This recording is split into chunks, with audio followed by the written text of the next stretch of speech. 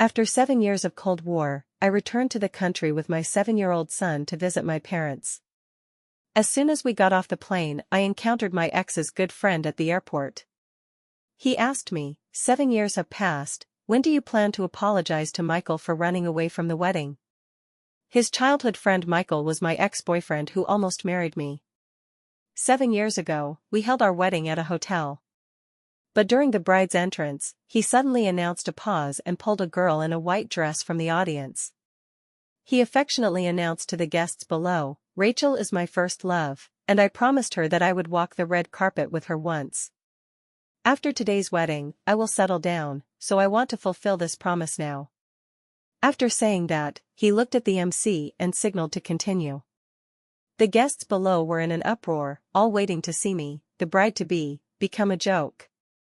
After a moment of silence, I grabbed the hem of my wedding dress and left the scene. He didn't chase after me, and I didn't wait. Now, 7 years have passed, and my child is 7 years old. My ex-boyfriend's good friend is still persuading me to kowtow and apologize to rekindle the old flame.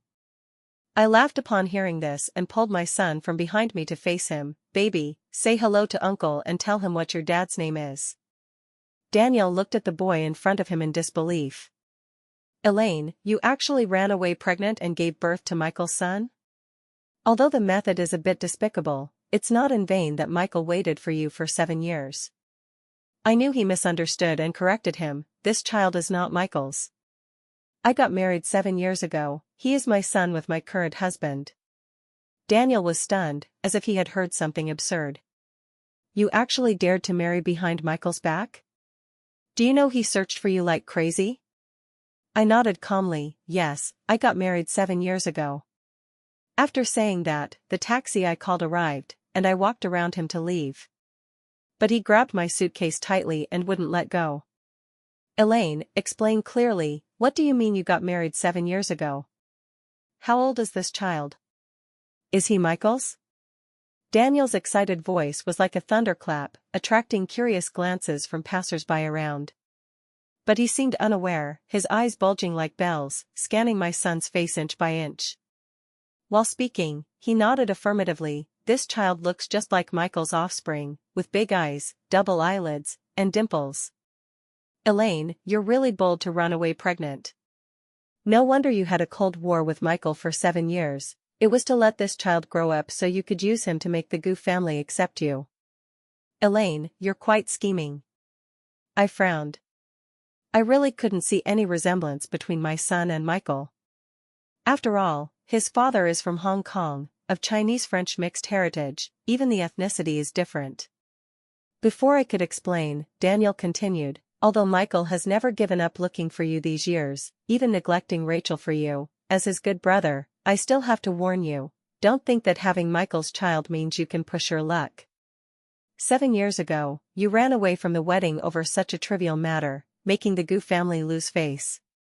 If it weren't for Michael willing to endure family punishment to make his parents forgive you, you would have been out of the picture long ago. It's still early now, hurry and come with me to the store to buy some fine cigarettes, alcohol, gifts, and such. When you go back to the Gu family to apologize later, it'll be easier for me to help you."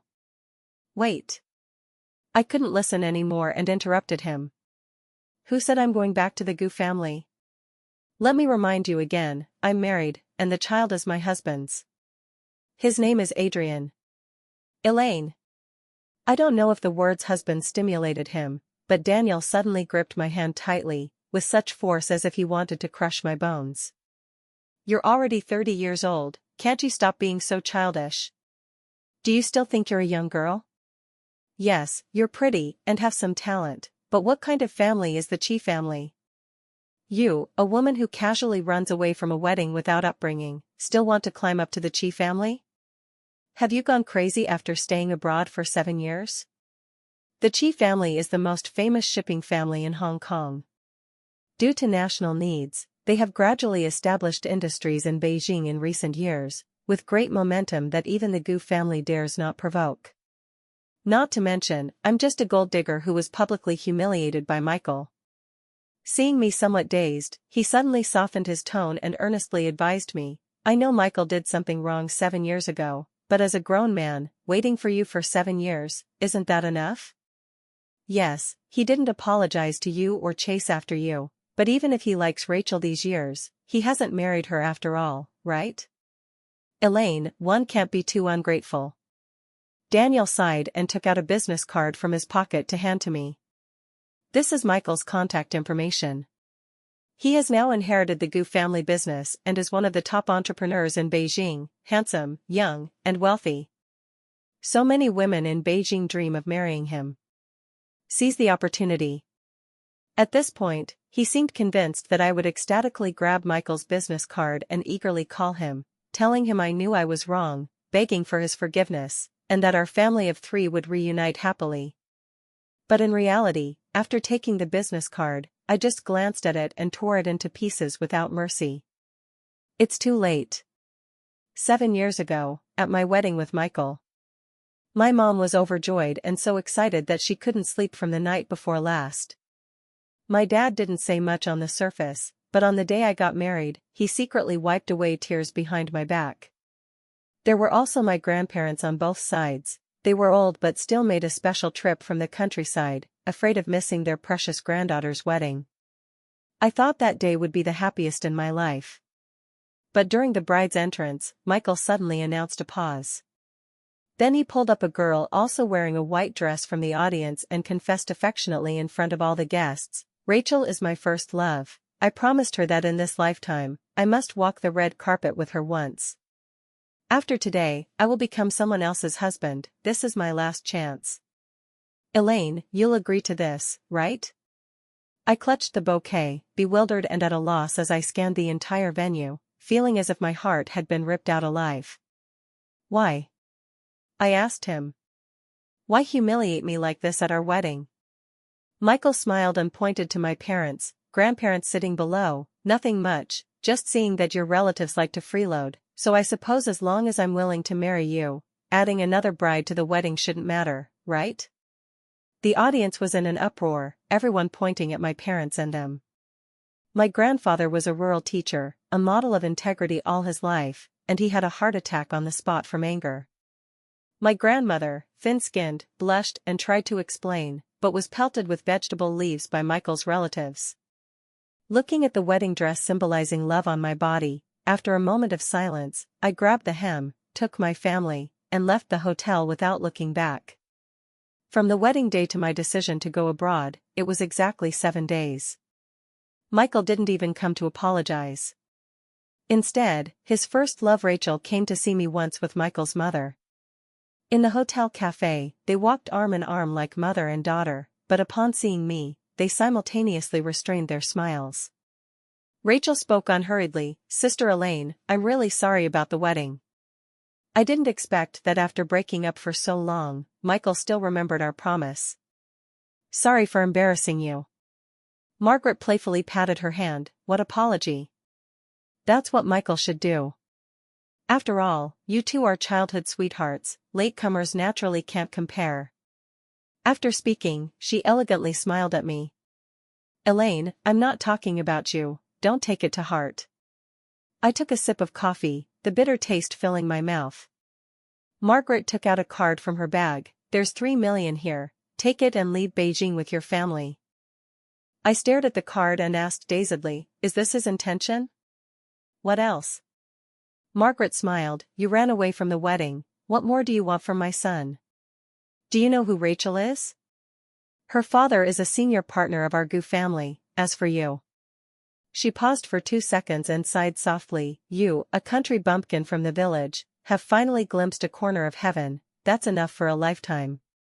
Don't you think?" I said nothing, took the card, and donated it to the rural primary school in my hometown. Then I turned and went abroad, for 7 years. Now, my son is 7 years old. Elaine, did you even listen to what I said? Daniel's hysterical voice pulled me back from my thoughts. He looked at me with an incurable expression, his face indignant. "Michael is now successful in his career and still can't forget you. If you don't seize the opportunity to apologize to him now, you really won't have a chance to reunite later. Weren't you the most scheming before?" How come you can't even calculate this now? Looking at his indignant appearance, I just felt exhausted. I raised my voice and notified him one last time. Elaine, am already married. My husband loves me very much, my child is very cute, I'm living well, I don't need anyone's forgiveness, please don't bother me anymore. After saying this, I quickly held my son's hand tightly and pulled him toward the taxi. Daniel behind me wanted to chase, but only saw the taxi's exhaust. Without time to think, he took out his phone, clicked on Michael's avatar, and urgently said, "Michael, I saw Elaine, she's back in the country." The man on the other side of the screen was stunned, suddenly stood up, and rushed out hurriedly, almost hitting the glass door. Arriving at the booked hotel, I settled the luggage and took my son to the restaurant to eat. Just as we went downstairs, a resounding exclamation came from the entrance through the lobby. "Michael! It's her! Elaine is coming down." I looked up. Daniel was standing in the lobby with a handsome man. He was tall, wearing a custom-tailored suit, with somewhat disheveled hair on his forehead. It was obvious he had rushed from outside. My ex-boyfriend, Michael, who almost married me. He stood not far away, his eyes fixed on the boy I was holding, his Adam's apple bobbing. "Elaine, is he my son?" I was stunned, memories flashing through my mind in an instant. Like most Cinderella and tycoon romances, Michael and I met by chance and fell in love at first sight. He was a pampered second-generation rich kid, tipping thousands casually. I was a hard-working student who barely escaped a small town, working part-time at a small restaurant near school to support myself. Due to an accident, we met and fell in love for a full 5 years. For him, I quit my part-time job, studied desperately every day, and after graduation, entered the Gu family's company as the most talented designer in Beijing. For me, he rebelled against his family, gave up his favorite archaeology major, accepted the family business, protected me from being seen as a scheming gold digger despised by everyone, and turned me into his legitimate fiancé standing openly by his side. We both poured everything into this relationship. Until Rachel returned to the country. She was too perfect, beautiful, elegant, and Michael's childhood sweetheart and first love. At first, I didn't care about her. After all, trust is the most important between lovers, and Michael loved me so much, we were about to get married. But reality was that Michael's overtime became later and later. He cancelled dates more and more frequently. Even when I went to the company because I couldn't decide on the invitation style, I got the secretary's cold notification, "Michael is in a meeting, no one is allowed to disturb." But the next second, Rachel swayed past me gracefully and pushed open the office door with familiarity. That day, for the first time, I lost control in front of Michael, hysterically questioning what his relationship with Rachel really was. He didn't answer, just threw out a stack of screenshots of me booking first-class tickets and 5-star hotels for my family, staring at me disappointedly. "Elaine, do you remember you used to be reluctant to buy even a 2,000 yuan shirt? They said you were after my money, and I didn't believe it, turns out it's true." I was stunned and explained to him that I can earn money now, I just wanted my family to live better. They are old, and long journeys are hard for them. To prove it, I even pulled up my salary records, telling him it was all spent with my money. But Michael just hummed and then told me to leave. After that, our relationship became stiff. I tried many ways to resolve it, such as no longer using the black card he gave me for the wedding and organizing every expense invoice to give to his assistant. Even 3 days before the wedding, to save money, I gave up the initially chosen crystal-embellished wedding dress and selected a simple, elegant satin gown that was half the price. On the dress-fitting day, both Daniel and Rachel came. I changed into the wedding dress and came out of the fitting room, just in time to hear her say to Michael, "You should still sign a prenuptial agreement. In our class, it's easiest to encounter gold diggers." At that time I was young and impetuous, unable to endure such humiliation, so I interrupted them on the spot and questioned Michael, "If you don't trust me, then let's not get married." Michael panicked, fumbling to explain that he didn't mean that and had never thought of signing any divorce agreement with me. The wedding would proceed as usual. I thought he finally believed me. Until at the wedding scene, he pulled Rachel from the audience and arrogantly said our family was freeloading. Only then did I know he never believed me. And now, Michael stared at me without blinking, cautiously wanting only one answer. Elaine, tell me, is he my child? I stepped back half a step, hiding my son behind me. No. He is my husband's child. I don't know which word stimulated him, but Michael's eyes turned red instantly. He gritted his teeth, veins bulging on his forehead. Elaine, even if you're lying, make it plausible. We had a Cold War for 7 years, and he's exactly 7. Don't tell me right after running away from me, you had him with some wild man. I frowned. What does he mean by wild man? I broke up with him, had a normal relationship, got married normally, and had a child. How did it become a wild man in his mouth? Taking a deep breath, just as I was about to answer, I was suddenly pushed from behind. My palm scraped the floor, bleeding painfully. Mom, what are you doing? Michael was stunned and quickly tried to help me up with concern, but I avoided him, leaving him dazed in place for a moment. Margaret tightly grabbed my son's hand, her voice shrill. What can I do? Isn't it to snatch back my grandson? Let me tell you, I've seen too many gold diggers like her when I was young. Stubbornly refusing to go back with you isn't just playing hard to get. She took my money and abducted my grandson. Not calling the police is already giving her face. She turned to signal the bodyguards. What are you waiting for? Hurry and take my precious grandson away. The bodyguards immediately obeyed, grabbing my son and dragging him out. I was furious, got up to snatch back my son, but was held tightly by Michael. Give me back my son. How many times do I have to say it? He is not Michael's child. My son also cried heartbreakingly, shouting while crying, I don't want to go with you, I want my mom and dad. Mom, save me. While forcibly holding my hands, Michael softened his tone to coax him. Son, don't cry, it's Mom who doesn't understand and taught you wrong. Dad will take you home. My son struggled even harder, one shoe fell off, barefoot on the ground, desperately struggling. You're not my dad's name is Adrian, he'll be here soon, and then he definitely won't let you go. Michael's face darkened instantly, turning to the bodyguards. The child doesn't understand, even daring to claim someone like Adrian's identity. Who knows what trouble he'll cause in the future? Don't hold back, teach him properly. Margaret nodded in agreement. Indeed, he looks like he lacks discipline, he must be taught well. It's also thanks to that Chen family kid discovering quickly, otherwise, who knows when my grandson could return to his roots. After saying that, she directly ordered the bodyguards, tie his hands, gag his mouth, and after sending him home, lock him directly in the dark room. Release him only when he's learned to behave. I'd like to see who dares. A voice filled with anger suddenly rang out. I looked up. Several black Bentleys had stopped at the hotel entrance at some point, and the tall man with a bandit-like aura, surrounded as he got out of the car. It was none other than my husband Adrian.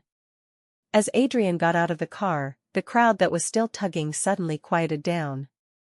Whether due to his imposing presence, no one dared to speak anymore.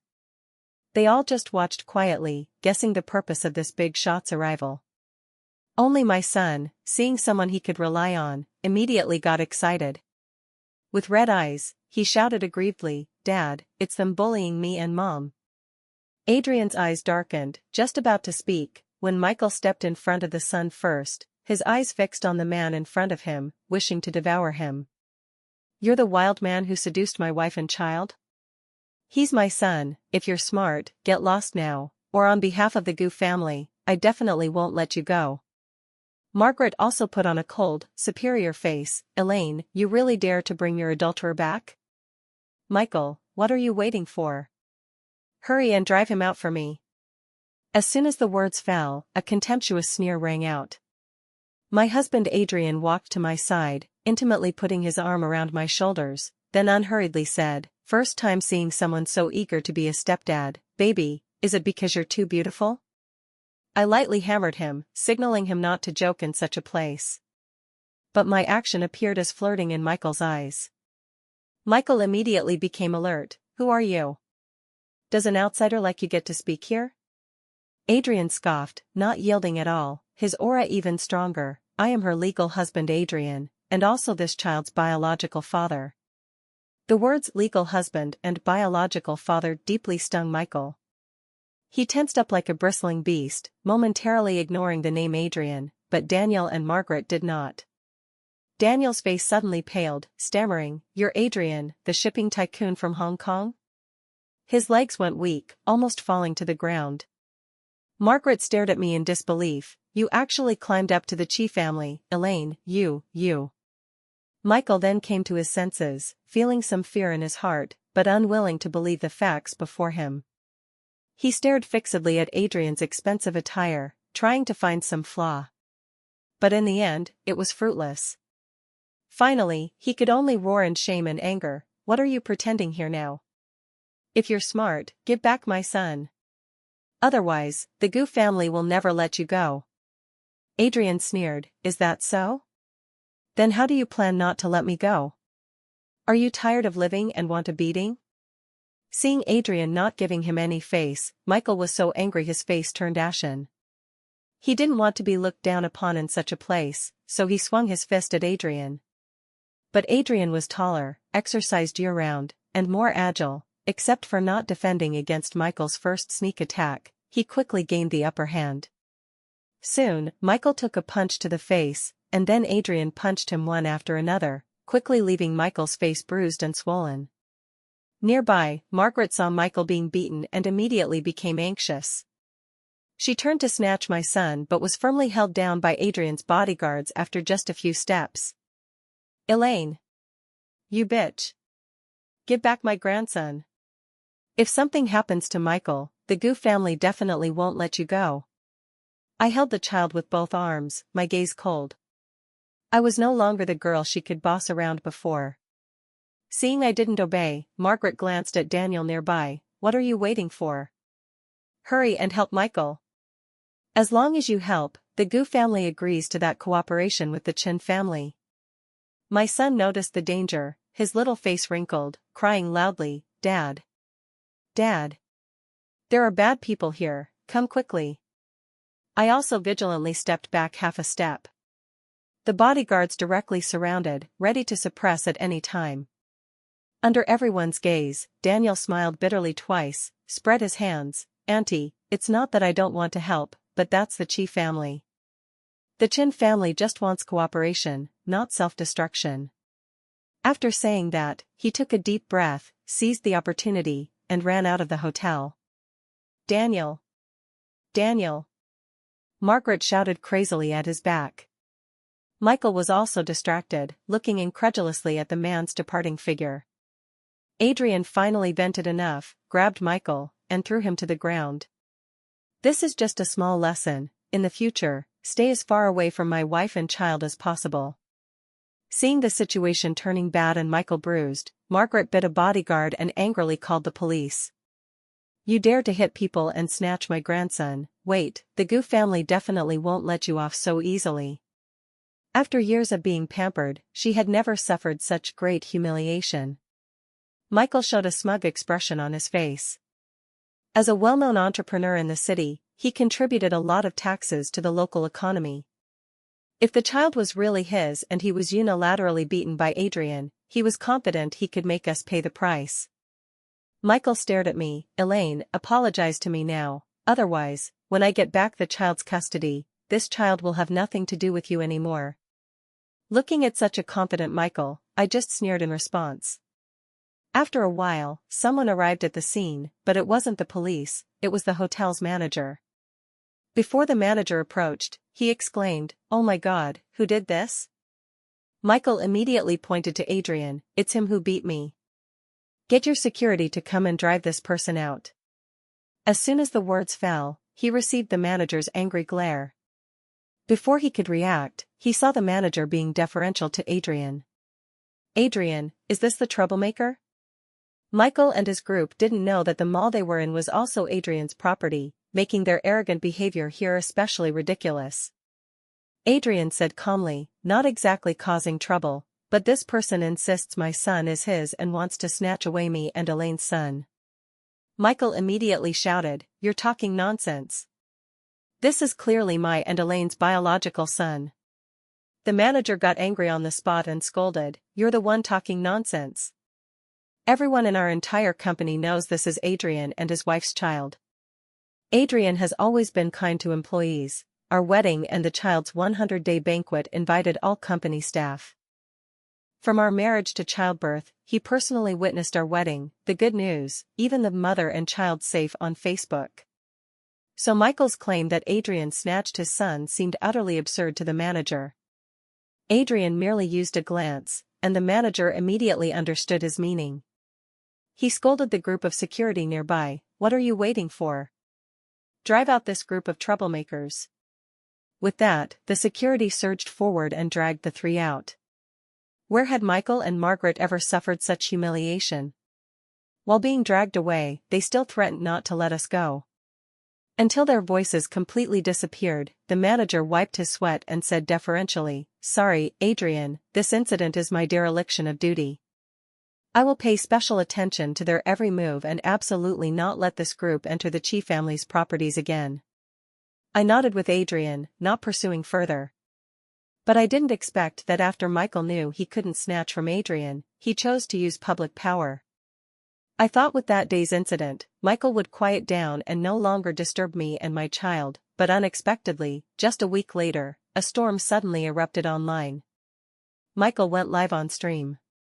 In the broadcast, he wept and wailed, screaming at the top of his lungs to accuse me and Adrian. His acting was so convincing it drew viewers' sympathy, claiming we had stolen his child. In his narrative, he and I were truly in love, but a misunderstanding forced us apart for 7 years. Unexpectedly, Adrian took advantage of the situation, deliberately seduced me, and relied on his family background to occupy me and his child. Gossip about the rich and powerful's family affairs has always been popular after dinner talk. This matter involving Adrian on one side and Michael on the other ignited public opinion almost instantly, boiling over. The Chi Group's stock price was also implicated, showing a small but noticeable decline. Michael found me with a smug smile, his tone full of vengeful pleasure. "Elaine, see, everyone still blesses us too, do you regret it? It's still not too late to turn back and be with me now." I found his unrestrained grin utterly hilarious. Regret? Why should I regret anything? My son is bright and adorable, my husband Adrian is steady and dependable, treating me like a precious jewel, and my own career is thriving. The only thing I should regret is ever knowing Michael. If not for his unfounded entanglement, my life should have been peaceful and harmonious. To end this farce as soon as possible and return to peace, I looked at him and, for the first and last time since our reunion, said with a tone of advice, "Michael, let's stop here. Don't make yourself a complete joke in the end." I kindly advised him, but he took the advice as my weakness. The smile on Michael's face deepened, his gaze burning as he stared at me, half coaxing and half threatening. "Elaine, I am the one who loves you the most. As long as you divorce him now, I'll let bygones be bygones. I'll make you and your son the happiest family, otherwise, I have plenty of ways to make sure you never see your son again in this lifetime." Unaffected by his threat, my face instantly turned cold. However, before I could retort, another sharp voice interjected, "Sister Elaine, stop being temperamental. Brother Michael almost lost his life searching for you these years. How can you be so heartless?" The speaker was none other than Rachel, who grew up as Michael's childhood sweetheart. At this moment, she was tearful, looking pitiful, calling Brother Michael repeatedly, as if I was the unforgivable, heartless woman who hurt Michael. "Even if you're with Adrian now, can you just throw away the affection with Brother Michael over so many years like garbage? Or are you still angry at me, blaming me for walking the red carpet at your wedding back then, so you deliberately refused to forgive Brother Michael?" Her words seemed soft, but every sentence was defending Michael. Michael stood aside, his face ashen, obviously further incited by Rachel's words. He stared fixedly at me, questioning, "Elaine, I've explained to you many times, I had my reasons. Besides, the one who ran away from the wedding back then was you, not me. Even now, don't you think it was your fault?" Looking at this absurd scene before me, hearing this inverted questioning, I finally couldn't help but let out a cold laugh. "Michael, the one who should bow and admit wrong has never been me. With that, I resolutely turned around, completely leaving behind those two faces full of calculation and accusation. Due to Michael's tricks, in these days, the Chi Group's stock price has experienced some fluctuations, but Adrian has been in the business world for many years with a solid foundation. This bit of public opinion storm is not enough to shake the roots or cause an irreparable situation. However, watching him handle this matter with constant phone calls all day, my heart couldn't help but feel a pang of distress. During this time, not only did the media cling to Adrian like sharks smelling blood, but even my son encountered several suspicious tailing incidents. Nowadays, people resort to any means for news. I was anxious all day. Fortunately, although Michael is a scoundrel, he wouldn't let the child he mistakenly thinks is his own flesh and blood fall into real danger. However, he frequently found excuses to approach his son, even repeatedly showing intentions to secretly take the child back to the GU residence. In any case, Michael's actions have genuinely disrupted our peaceful life. Looking at the faint dark circles under Adrian's eyes, I finally made up my mind and said, "Adrian, let's take the baby for a paternity test. This way, we can completely cut off the GU family's delusions and prevent them from entangling further." Actually, a paternity test is indeed the best way to make Michael give up those ideas, but the reason I hesitated to suggest it was my own concerns. I was afraid that rashly doing a paternity test would bring invisible harm and psychological shadow to my young son. After all, which child can calmly accept parents questioning their own bloodline? And Adrian, which man can accept his child being questioned about bloodline? Even if doing so is to break the doubt. I struggled inwardly, not knowing if this would make Adrian sad. After all, he never doubted me. Who knew he would gently hold my hand and say, "Okay, as long as it can make you and the baby feel at ease, I'm willing to do anything." His clear and firm voice was like a warm current, instantly dispelling the gloom and hesitation in my heart. My eyes heated up, and I couldn't help but throw myself into his arms. He reached out, gently rubbed my hair, and softly comforted me. The paternity report came out very quickly under Adrian and Michael's operations. That day, all people related to this matter went to the court to wait for the results. And when the paternity test results were read out by the staff, the large courtroom live stream was instantly flooded with comments. Michael suddenly stood up from the defendant's seat, his handsome face twisted in extreme shock and disbelief. He stared fixedly at the screen, his voice hoarse and utterly desperate. "Impossible, absolutely impossible, you must have made a mistake. How could Adrian possibly be the baby's biological father? Someone must have tampered with it." He seemed mad, with bloodshot eyes, roaring at the court, "I demand a retest, immediately, right now. This result is wrong." My heart tightened suddenly, looking at my son's innocent yet slightly uneasy little face on the appraisal seat. I absolutely couldn't agree to let him suffer again. I refused without hesitation. "No. Paternity tests aren't something you can do whenever you want. It's not like buying vegetables on the street." My voice wasn't loud but exceptionally firm, and everyone present quieted down. Adrian, standing by my side at this moment, was like a solid fortress, exceptionally reassuring. Upon hearing this, he curled his lips into a cold and mocking arc, looking at Michael. "Mr. Michael, no matter how unwilling you are to accept the facts, this child is indeed my, Adrian's, and Elaine's biological son. This is irrefutable." "No, I won't believe your nonsense." Michael had obviously lost his reason. He suddenly pushed away the barrier in front, trying to rush to the appraisal seat, aiming straight at that small figure, shouting madly, "Retest, I must see a retest with my own eyes." However, after just 2 steps, his arm was suddenly grabbed by an irresistible force. Adrian held his hand and said, "Mr. Michael, you're so frantic, insisting this child is yours. Could it be that you have some hidden illness and can't have children in this lifetime? You." Michael was so angry he almost went mad. And at this time, Margaret, Michael's mother, who had been silent nearby, suddenly spoke. She tightly clutched her son's arm, her voice trembling with excitement. "Michael, stop it, don't make a scene anymore."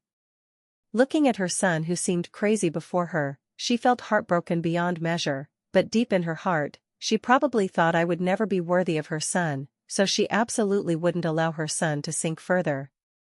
"Mom, let me go." Michael tried to break free. "Don't you want your own grandson?" Margaret took a deep breath, as if making a great determination. She looked around, especially at Adrian and me, finally fixing her gaze on her son's face, and said gravely, "Michael, wake up. 7 years ago, this woman took my 3 million and left you. A fickle woman like her wouldn't give birth to your child." In an instant, inside and outside the courtroom, there was dead silence. The livestream comments seemed to pause for a fraction of a second. Everyone was stunned by this sudden truth.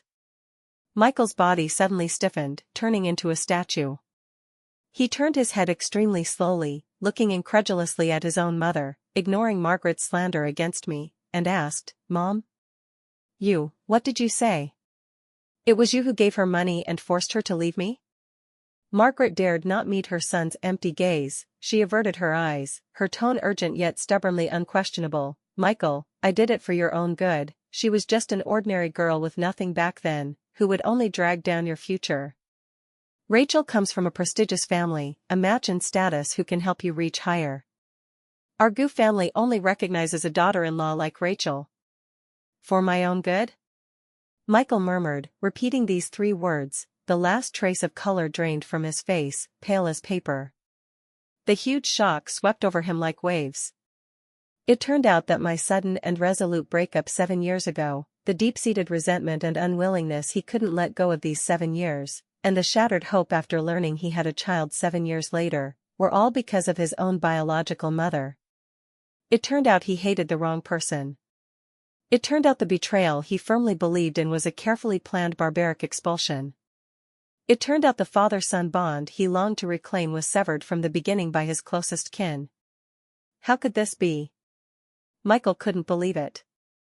In his heart, he blamed everything on Margaret. He felt if not for Margaret, I wouldn't have left, would still be by his side now, and the child would still be his. I watched his and his mother's performance, shaking my head with a bitter smile. Back then, I left him not because of Margaret's humiliation, but because of Rachel's provocation and his heartlessness, and his contempt for me and my family. Those incidents one by one, perhaps he has forgotten, but I haven't.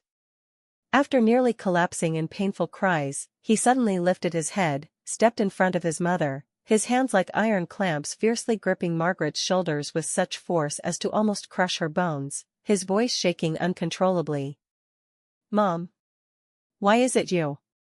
It was you who personally broke up me and Elaine. It was you who used money to sever my father-son bond with the child." Every word he said seemed squeezed out through gritted teeth. Margaret was shaken so hard she could barely stand, her face instantly turning deathly pale, her eyes flickering, not daring to meet her son's gaze full of pain. The air froze, leaving only Michael's heavy breathing and that silent yet deafening accusation.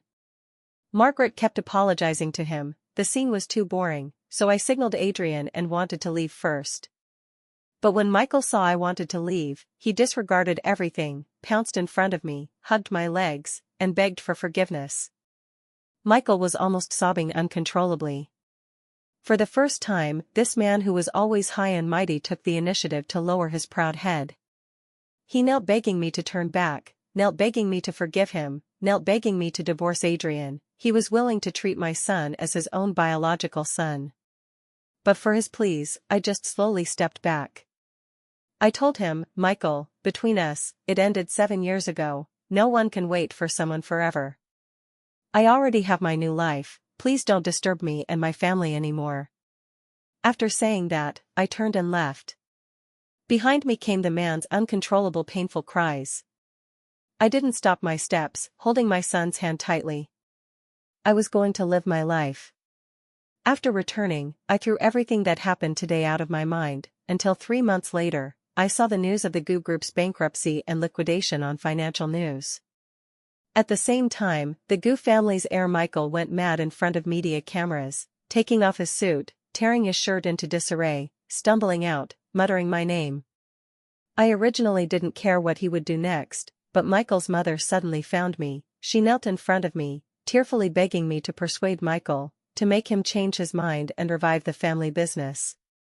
At that time I was leisurely leaning on my husband Adrian's shoulder, flipping through a travel magazine. Upon hearing this, I just shook my head lightly. I'm sorry, Margaret, I and your Goo family have no ties anymore, and I have no obligation to persuade your son. After saying that, I no longer looked at her, got up, and went to the kitchen to find my son to eat fruit. When I saw Margaret again, she was standing at a cold, windy street corner distributing supermarket promotion flyers, looking haggard. Her once proudly protected good daughter-in-law Rachel stood aside, not only not helping, but with a face full of impatience and harshness. Rachel even viciously shoved Margaret, who tried to approach her, spewing harsh words, "Stay away from me. Bad luck, it's all because of your Goo family." Later, I accidentally learned that Rachel was discovered to be pregnant with Michael's child before marriage. Because of this scandal, she was driven out by the Meng family, eager to distance themselves, falling from a pampered heiress to a bottom-rung person worrying about livelihood. However, none of this has anything to do with me anymore. Because next week, Adrian, our lively and cute son, and I are setting off to Northern Europe to see the aurora. We live very happily, peacefully, and warmly, and no one will disturb us anymore.